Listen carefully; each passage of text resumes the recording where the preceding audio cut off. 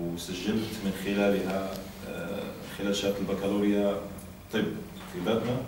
وفي نفس الوقت كانت هناك مسابقة دخول مدرسة وطنية الإدارة فشاركت فيها ونجحت فيها. يعني أول ما حطت قدمي في الجزائر العاصمة سنة 99 قلت له صاحب السيارة وريني وين راه مؤسسة مبنى التلفزيون. قلت له اديني الحجرة سافوت على التلفزيون. وفعلا فات على التلفزيون شفتهم بعد رحت الحجرة.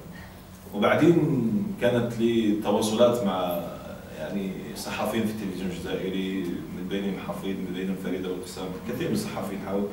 قلت كل سنة أحج إلى مبنى التلفزيون وأرجع. وهكذا بدأت القصة. يعني بالرغم من أنه درست إدارة لكن كان المبتغى أنه نبقى في العاصمة لأنها هي وين موجود مؤسسة التلفزيون، على الأقل نبقى قريب من هذه المؤسسة. فتعمدت أني أدرس في العاصمة. وبعدين تخرجت من الإدارة واشتغلت في وزارة المالية وكانت أقرب إلى التلفزيون، وغامرت حتى بالعمل بتاع وزارة المالية. كنت أخرج من مبنى الوزارة وأروح على التلفزيون نعود نرجع. وفي نفس الوقت كنت أحضر شهادة ماجستير في العلوم السياسية. دخولي معهد العلوم السياسية قربني أكثر من الصحافة لأنهم يعني متوازيين يعني مع بعض في نفس المعهد وحتى من الناحية الأكاديمية.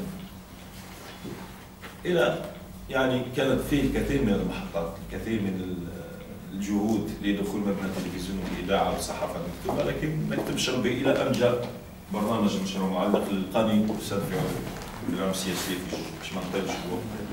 مشروع معلق كنت أول جزائري يتأهل وأول جزائري رغم أنه كان فيه أسماء يعني ربما حتى كان فيه تجارب إعلامية، ربما كان فيه أسماء تمتلك قدرات مثلا نظام يوسف وكذلك سوار الذهب، لكن وحتى ربما أسماء ليبيين الأشقاء من ليبيا كان فيه صراع حامي وطيس ربما حتى الأسماس. لكن عاد لنا بيني وبينكم كان رجع من قطر كان لي اتصال هاتفي قال لي رجع قال لي سي بون بداو يعني بها خلاص كذا.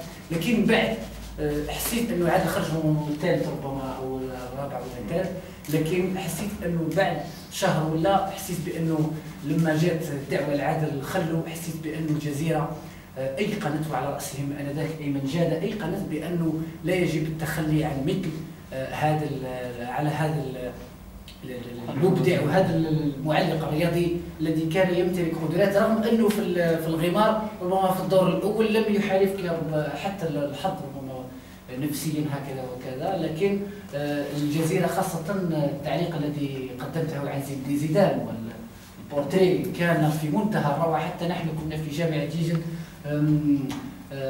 اختطفت منه التعليق وقمت ببثه على المباشر في احدى النشاطات الاحتفاليه في جامعة جيجل، وكان ذاك حضرها ربما رئيس جامعة جيجل. للأسف كان عادل في نشاط آخر وربما كان في العاصمة ولا أدري. لكن حبيت نسألك فقط عادل مرة أخرى، يعني التعامل تاعك ربما لن نطيل الحديث، التعامل تاعك مع الإعلاميين ربما الجزائريين في المهجر في الخليج العربي وربما حتى مع الإعلاميين في الوطن العربي، يعني هل فيه